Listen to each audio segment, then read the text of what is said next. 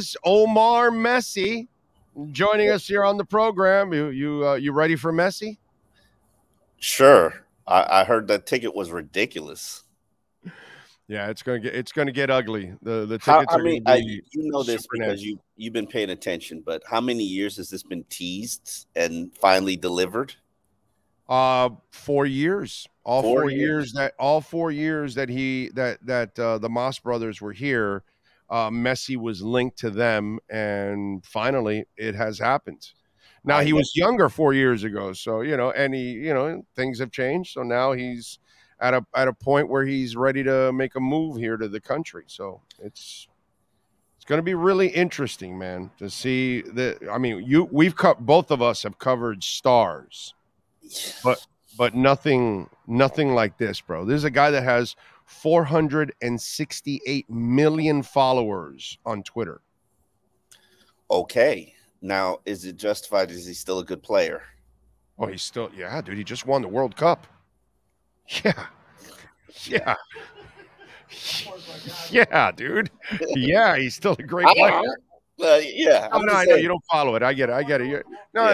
Yeah. Oh, Sean wants to know, do you know where the World Cup is? Where it was? No, what it is. You know what the World Cup is? Yeah, I know what the World Cup is. We're just checking. Just check. All right, let's I got to tell you, Omar, 2 days straight, Skylar Thompson had the best throw of the day. The inside shoulder he threw yesterday, and then that little skinny post he threw today. Skylar's looked all right, actually, man. He's done a nice job. You know, because this is what I enjoy. I enjoy watching practice. Not a lot of people enjoy watching practice.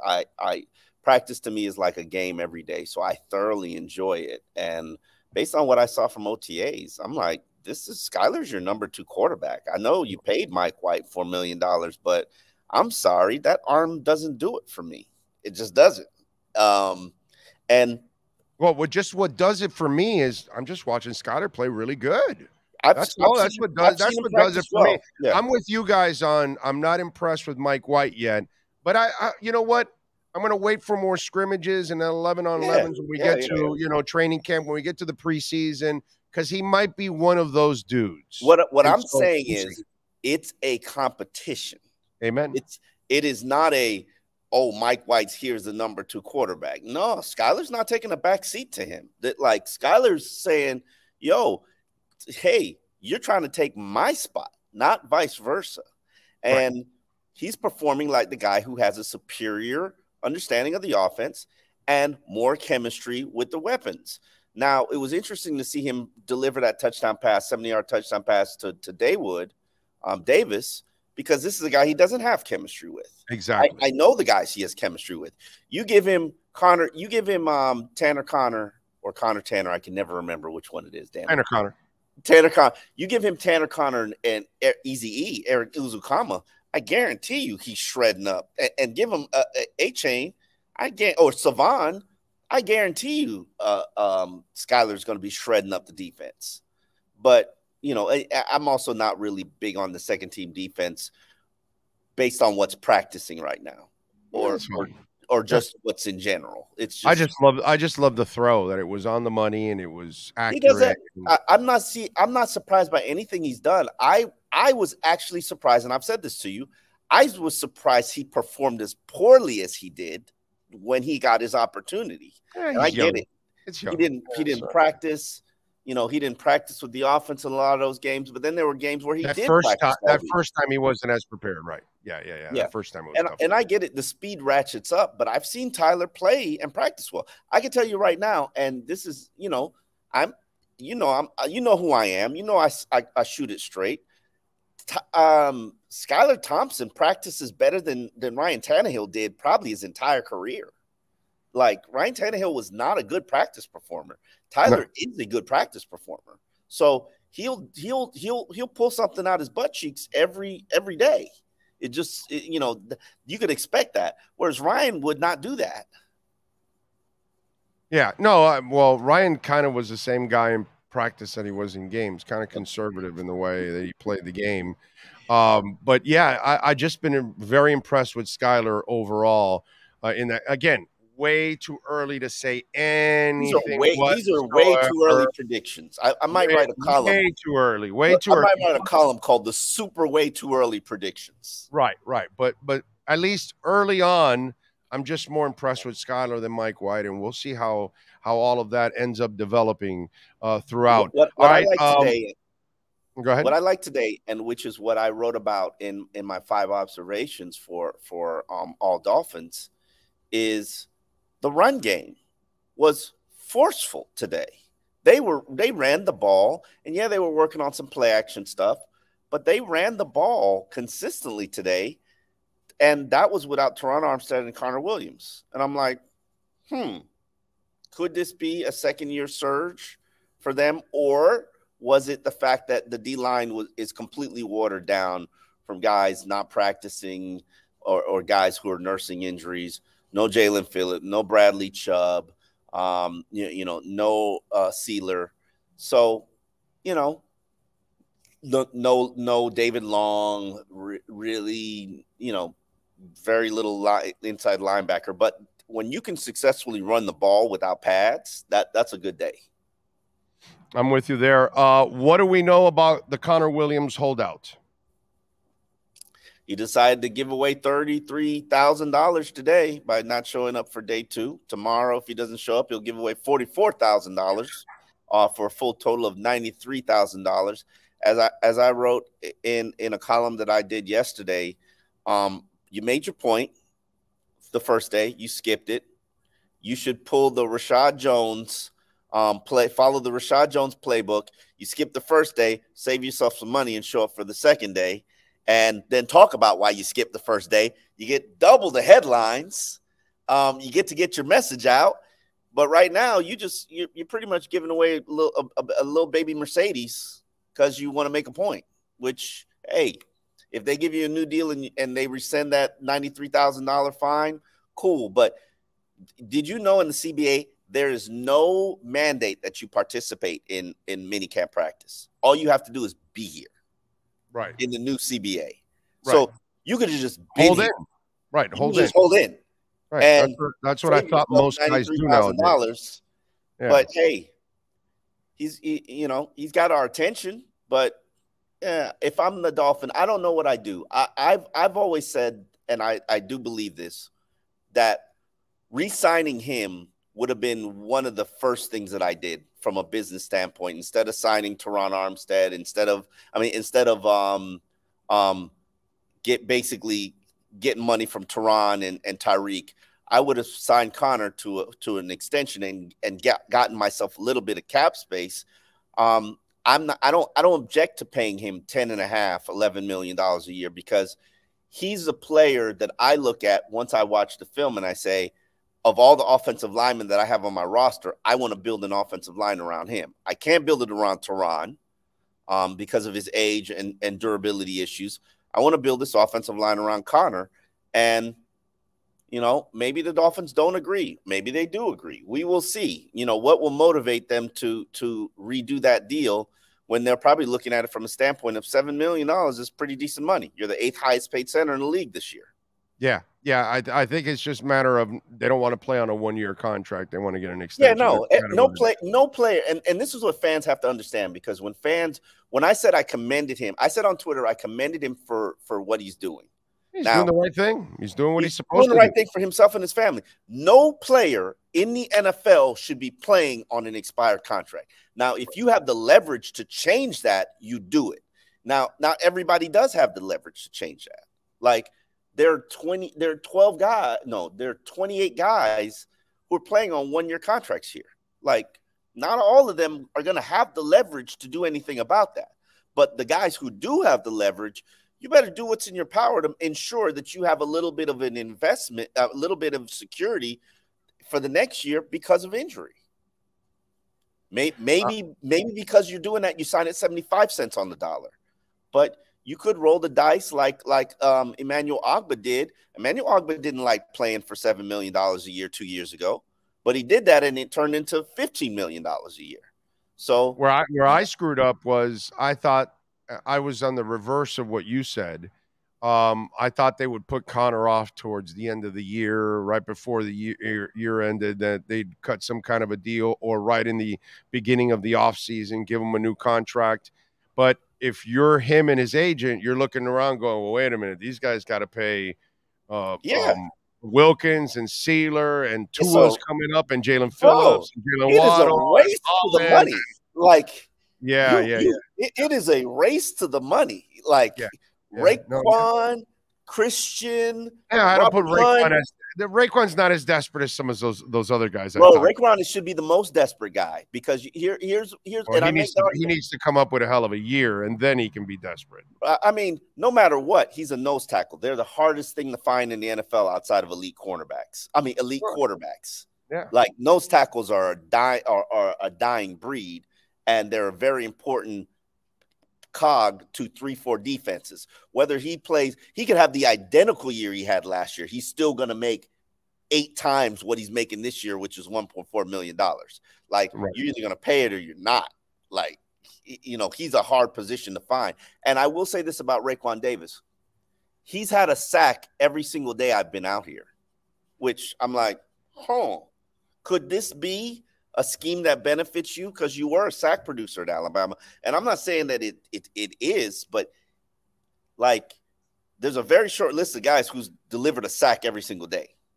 And I think him and Mitchell Agude is probably the only players on it. And he did it. And Agude was decent again today. Decent again today. I wouldn't give him. We sat and debated it, and I guys wanted to give him a sack, and I was like, yeah, that's a pressure, because I saw Mike White see the pressure and throw the ball away, so I'm not gonna give him a sack. We got to come up with something where a defender, like today, I watched a guy clap his hands when he got close to the quarterback, and I was like, yeah, that was Agba, right? I think it was Agba, and I was like, that's a good, like, we need to know, if you clap your hands before the guy throws the ball, okay, we got to give you the sack. Right. Like, we got to figure something out like that as defenders. I'm going to talk to the guys about it. So that means I can line up every day at practice, just snap the bunt and just clap, and then you'll give me a sack. No. There's a guy here who keeps trying to take credit. I forget what his name is. It's either Nelson or no, it's Zeke, the inside linebacker. Like, he's in the right position, but another guy's getting pressured. He's raising his hand, and we all find it cute that, you know, Zeke's raising his hand. But, you know, come on, bro. We can see. Like, but yeah, I'm usually the guy, because I always watch the offensive line. Everybody plays a role. You know, everybody plays a role. You see how we work. Everybody plays a role, and I'm usually the guy watching the offensive line. I don't even follow the ball. Everybody who follows me knows I don't follow the ball. So I'll have to ask what happened afterwards, because I'm watching the trenches and watching the pressure. So I'll tell you if it's a sack or it's not. So sometimes we'll be sitting there and they'll be like, yeah, deep pass from 2. I'm like, nah, that was a sack. That was a sack from Jalen Phillips. He would have gotten there, you know, before 2 even threw the ball. I'm really psyched for Jalen Phillips this year. I think he's going to have a freaking monster year. I think talked about that yesterday. I think it's going to be his breakout year, dude. I really do. I expected last year to be a monster year, and you could see that the talent was there. It's there. Even Mike McDaniel, the first day yesterday, he praised Jalen Phillips for how he's practicing. Yeah, I'm not here every day, but I don't see any difference in how that dude's practicing than when he was here as a rookie. He was balls to the wall as a rookie. And yeah, maybe he knows the scheme a little bit better. Yeah, maybe the effort's always there, but now the decisions are much better all the way through. And maybe that guy has MVP ability. Yeah, like, he's got defensive player of the year ability. No. Yeah. You know, I haven't really seen Bradley Chubb, but he hasn't done much, at least from what I've watched. No, he hasn't done much, but I just haven't seen Bradley Chubb work much. But, you know, Jalen Phillips sets a standard for me. That's the guy that sets a standard. Fabrizio Romano breaking Lionel Messi. I'm gonna join Inter Miami. The decision is 100% confirmed. So there you go. If, you know, for those that are wondering about the little doubts here or there, but we had Franco Panizzo. He said pretty much it was going to be a done deal. So there we go. What else? Oh, there's video. Okay, cool. Why don't you load it up on the show there? Let's see. Get that video up, and we'll play it. Where you at today? Where you at today? I'm at Caneswear today. I'm at Okay. Caneswear. Yeah. Mitchell Gude. What have you seen? Because it seems like he's playing better here than he did at the University of Miami. I don't even know who he is at the University of Miami. I see a twitchy. Like I said. Yeah. I don't know that guy. Listen, a twitchy athlete reminds me a lot of a young Jalen Phillips. Just yes, they're not in pads, so maybe things change when pads come out and guys slow down. The twitchy athletes slow down, but he. I can't say who he worked with today, but let's just say he was playing alongside some very respectable names that you know. And undrafted rookies don't do that. Not in the second day of minicamp. Yes, they lack bodies, but I wouldn't say he had a very good day today, because today was probably the worst day I've seen him, but it was still an effective day. It was still a hey, let's throw him into the deep end of the pool and see if he swims kind of day. And he was all right. He didn't drown. By the way, Mitchell Gude played 12 games last year for Miami, had 21 solo tackles, 18 assisted, total 39, 7 tackles for loss, and 4 sacks, 1 forced fumble.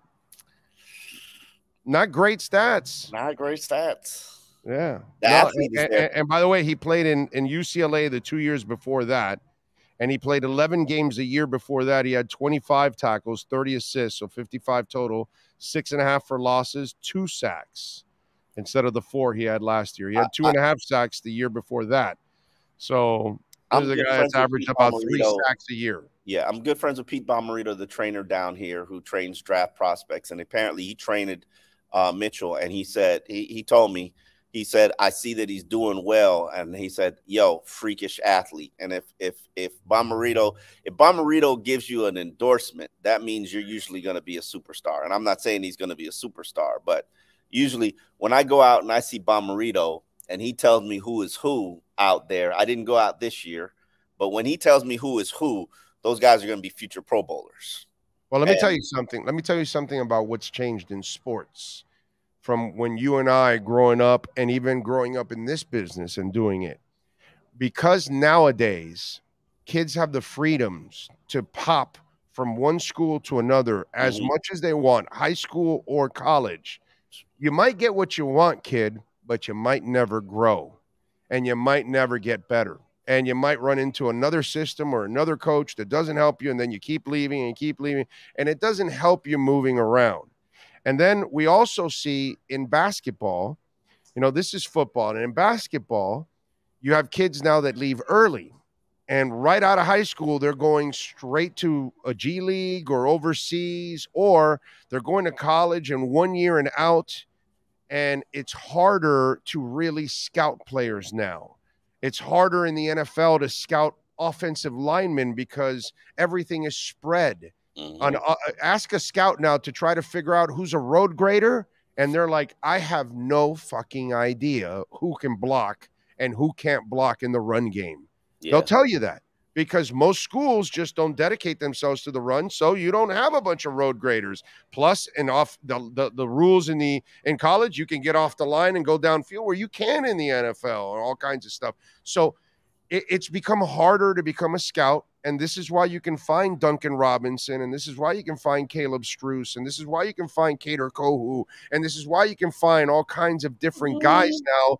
I just think that in football and in basketball, more guys are falling through the cracks because of the way the rules are. I could say to you, I covered the University of Miami teams where guys, Santana Moss fell through the cracks. Ed Reed's fell through the cracks. Yeah, but that's because he was a track guy. You're talking about the recruitment. No, they were all football. They were all football guys. Trust me, I played with. No, I know, but the Santana Moss story was more because he was a track guy, and that's why he kind of fell through the cracks. I've been with Santana Moss since we went to the same high school. I've been with him since. I know. For Bob Warner, he's a football guy. He just happened to run track. We just didn't have a Bro, quarterback. the guy that was recruiting, they were recruiting. I forgot which is the guy that was recruiting over at Carroll City that day. They told him, "Hey, go check out this kid that's running track," and it was Santana Moss. Because everybody run track. Yeah, no, but that's what he was then at that moment. He was a track guy, not a football guy. Every football player is a track guy during track season. But I get your point.